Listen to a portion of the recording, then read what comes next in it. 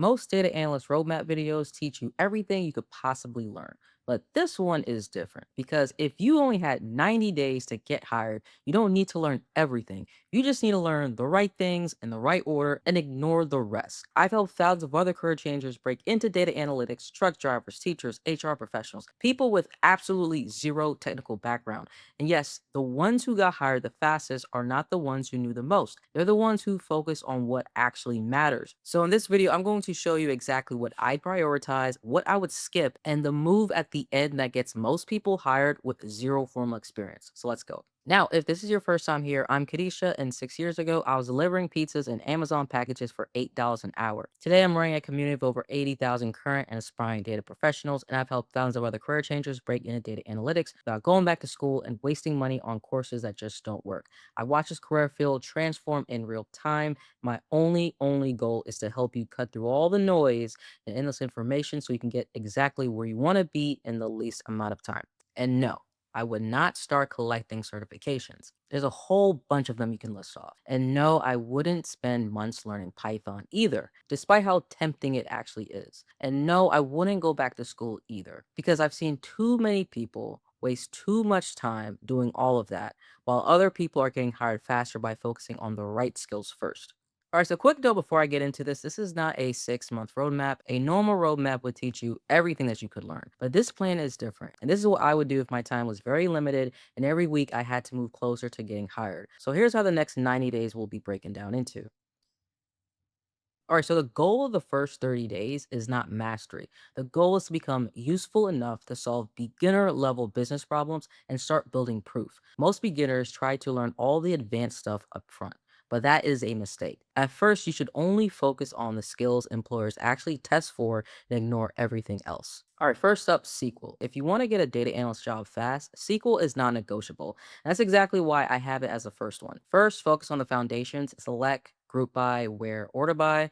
Then you want to move on to joins, aggregates, CTEs, window functions, and case statements. These are non-negotiable before moving on to anything else. The second skill you should focus on is Excel. Many companies run on Excel, and it's the fastest place to learn analytical thinking. You want to focus on pivot tables, lookups, basic data cleaning, conditional formatting, Power Query, and basic descriptive statistics.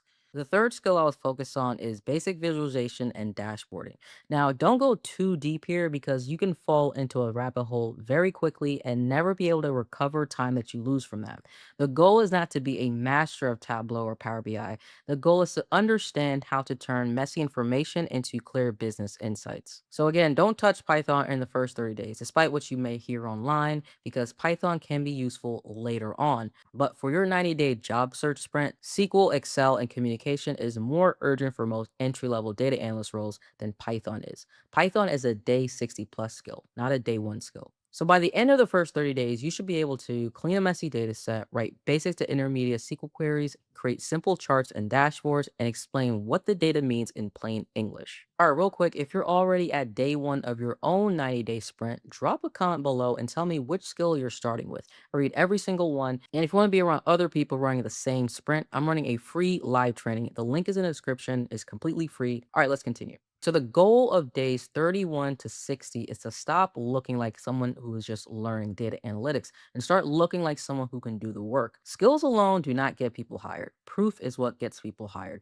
And this is where most beginners fail because they keep learning and learning and learning instead of building evidence. So build 1 or 2 strong portfolio projects, not 5 weak ones. We've all done these before, and I personally have done these, and honestly, they just don't work.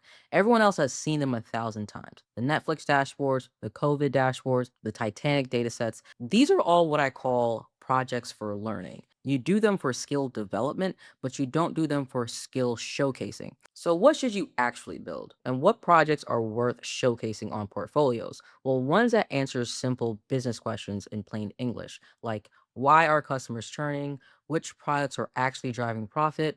Where is revenue leaking? Which marketing channel is performing the best? And how can a business reduce operational waste? Okay, so what should each project actually look like? Let me give you a checklist. Every project, and I mean every one, needs a clear business question at the top, not analyzing customer data. That's not a question.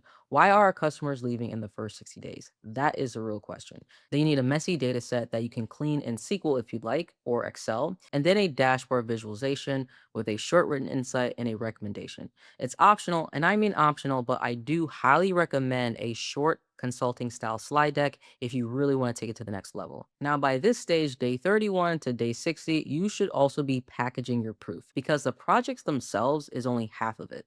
The other half is making sure a hiring manager or recruiter can actually find it, open it, and understand it within a minute. So here's what I'd focus on. Your resume bullets should be based off of impact, not task. Nobody cares if you just cleaned a data set. They care that you identified a $250,000 revenue leak by analyzing customer churn patterns. Same work, but completely different impact. And your LinkedIn headline also should clearly say data analyst, not aspiring data analyst, not data enthusiast. I hate that word, by the way. Data analyst. You become the role that you are. Remember, you dress for the job that you want. Your portfolio needs to also be easy to open and easy to understand. One click from your LinkedIn, no password walls, nothing to download, no nested GitHub repos, just clean, scrollable, and obvious that even a 5-year-old can read it. And your featured project should show business thinking, not just dashboards and visuals or just code. Decisions. The recruiter should be able to look at your work and immediately think this person sees the business behind the data. All right, so day 61 to 75. And this is the most fun part, in my opinion. This is the part of the sprint that solves the single most biggest problem everyone runs into when transitioning into analytics. The one thing that keeps people stuck for years. How do I get experience if no one will hire me without experience? If you've ever hit that wall, and I know you have because everyone has, even I've experienced this, but don't worry because I'm going to show you a way through it. If nobody is giving you the experience, you create it on your own. I want you to actually hear that. So I'm going to repeat it because it changes everything of how you approach the next 15 days. If no one is going to give you the experience, you create it on your own. All right, so how do you create your own experience? Here's a play. Reach out to local small businesses, local nonprofits, creators, coaches, small e commerce sites, local organizations, anyone with data and not enough skills or someone to look at it. And you offer them a simple 30-day analytics project for free. Here's a message that I would send, and feel free to steal this word for word. Hey, name, I'm a local data analyst consultant, and I would love to help you understand any part of your business data for free. I can look at your sales, audience, customer data, or anything that is proven to be a big blocker in operations. Would you be open to a quick conversation about what will be most useful for you? That's it. That is a message. Short, specific, and straight to the point. And it works because most small businesses are sitting on data that they don't have time to analyze, and you're solving that for them for free. But here's where most people are also shooting themselves in the foot. They get the yes, and then they try to do too much way too soon. Don't do that. Keep this project simple. I want you to focus on 5 things: one problem, one data set, one dashboard, and one short recommendation deck. And make sure at the end of it, you get a testimonial, a case study, or some sort of contact that you can use for employment verification. That's the whole project. And if you try to give them a 47 tab dashboard with 12 metrics that they didn't even ask for, you're going to spend 3 weeks on it and never finish. So keep it simple. Now, here's why this is so much more valuable than everything else that you'll do in this entire sprint. When you finish this project, you won't just have a portfolio piece. You will have real experience, actual tangible experience, and that's completely different conversation in the interview. Specifically, what you walk away with is this: a real experience, a case study, a testimonial, and a story you can tell in your interviews, and obviously more confidence in yourself. And that confidence is a part most people undervalue because the difference between someone who interviews well and someone who freezes up usually is not the answers, it's whether they actually believe they belong in the room.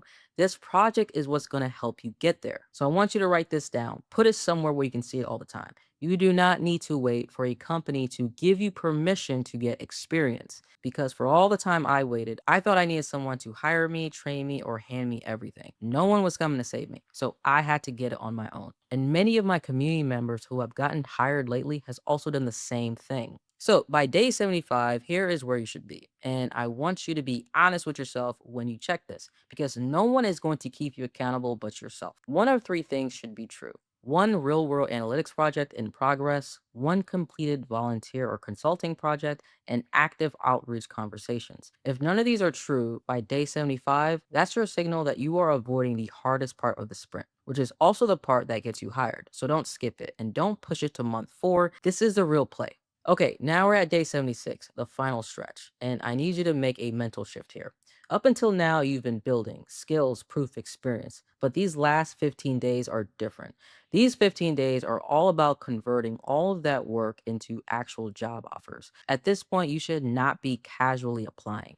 You should be running a focused job search system. And those two words, focused system, are doing a lot of work in that sentence. So let me show you what I mean. Here's what your day looks like during those 15 days. Every single day, you should be moving through the same checklist. You're applying to targeted roles, not 50, not 100, but targeted roles. You're sending outreach messages, real ones to real people. You're connecting with recruiters, and you're reaching out to people already working in data roles at companies you'd want to work at. You're posting or sharing your portfolio on LinkedIn, making sure your network can actually see what you've been building. You're practicing SQL interview questions, and you're rehearsing your project explanations out loud because how you say it matters just as much as what you say. So that's their daily routine. It's all about consistency over intensity because the people who get hired fastest are not the ones who are grinding 12 hours a day and then disappear for the week. They're the ones who show up every single day for as little as even a couple hours or even 30 minutes and let the system do the work. Now, I have to worry about something else because this is a mistake I watch a lot of people make over and over again. Don't just apply to hundreds and hundreds of jobs. I know it feels productive and I know it feels like at least I'm doing something, but that's exactly how people burn out and end up broken at month 4 with nothing to show for it. Hundreds of applications and zero interviews and feeling like the market is closed. The market is not closed. Your strategy is just broken. And here's what you should do instead. Target roles that match exactly where you are right now, not where you want to be in like 4 years. Tailor your resume bullets to the actual role. Use your portfolio projects as proof that you can do the work. Reach out to a real person at the company before and after you apply and track everything in a simple spreadsheet so you can actually see what's working. 20 targeted applications will outperform 400 spray and pray applications every single time because targeted applications get responses and responses are what we need. All right, so let's talk about what happens when those targeted applications start landing you interviews because they will. Your prep needs to focus on 6 things. The first one being SQL practice because almost every entry level analyst interview includes a SQL component. Practice it cold on a whiteboard or a shared screen until you can solve intermediate problems without panicking. The next one is explaining your projects clearly, out loud to a real person if possible. Walk them through the business question, your approach, what you found, and what you recommend. The third is behavioral story. Go ahead and pick 4 to 5 real moments from your past work and shape them into structured answers using the STAR method: situation, task, action, result. The next one is almost always present, the tell me about yourself part. Interviewers will ask this every single time. So you should always have a 30-second elevator pitch ready that connects your past, your transition, into what you want to do next. A critical part of the interview is why data analytics. Interviewers want to know if you've actually thought about it. Don't just say, I love data. Say something specific about the kinds of problems that you actually want to solve. And finally, how you solve business problems, because at the end of the day, that is why they're hiring you. So your portfolio gets you noticed, but your ability to explain your thinking is what gets you hired. Every single career changer I've watched land an analyst job had the same thing in common. They can talk about their work, not just show it, but actually talk about it. The why behind the choice, the what if behind the result, and here's what I would do differently next time behind the deck. That's the skill, and the next 2 weeks are where you build it. So by day 90, where should we be? You got to be honest with yourself on this one because this is the checkpoint that tells you whether the sprint worked or not. A focused job search system running, application sent, outreach messages sent, an interview prep routine actually in place, not just an idea, portfolio projects that you can confidently walk through, and a real volunteer analytics experience that you can actually point as proof. If you have all 6 of those on day 90, you are not just ready. You are already in motion. The interviews will be coming soon. And when they do, you're going to be prepared to convert them. That is the entire game. Now, before I close this out, quick bonus. And I think this actually is the most valuable part of the whole video, so stay with me. The things that you ignore in a 90-day sprint are just as important as the things that you do. Maybe even more important, because every hour that you spend on the wrong thing is an hour that you did not spend on something that actually moves you closer to being hired. So here's what I would actively ignore: learning Python first. Save it for 60 days plus. SQL and Excel always comes first. No collecting endless certifications. You can pick one, finish it, and just move on. Trying to master every single tool. You just need one and go deep on it. Building too many weak projects. One strong project beats 10 weak ones every single time. Obsessing over complex portfolio design. I always recommend simple, no code one pager sites like you can make on Canva.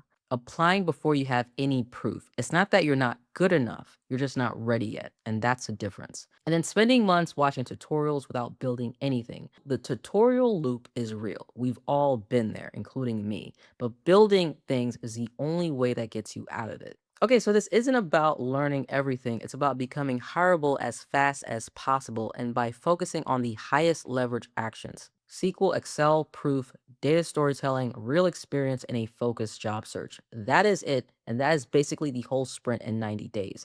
Most people who are stuck right now are not stuck because they can't learn. They are stuck because they are trying to learn everything at once. And then they end up not being able to finish anything. So do not be that person. So if I only had 90 days, I would not try to become the most technical beginner. I would try to become the most clearest, the most prepared, and the easiest to trust candidate in the pile. And if you want help running this exact sprint with someone in your corner the entire way, click the link in the description where you can apply to work with me and my team. All right, so now let's put this all into action. I'm going to walk you through exactly how to build a portfolio project that's actually getting my students hired in this market right now, not generic, real ones. I'll see you in the next video.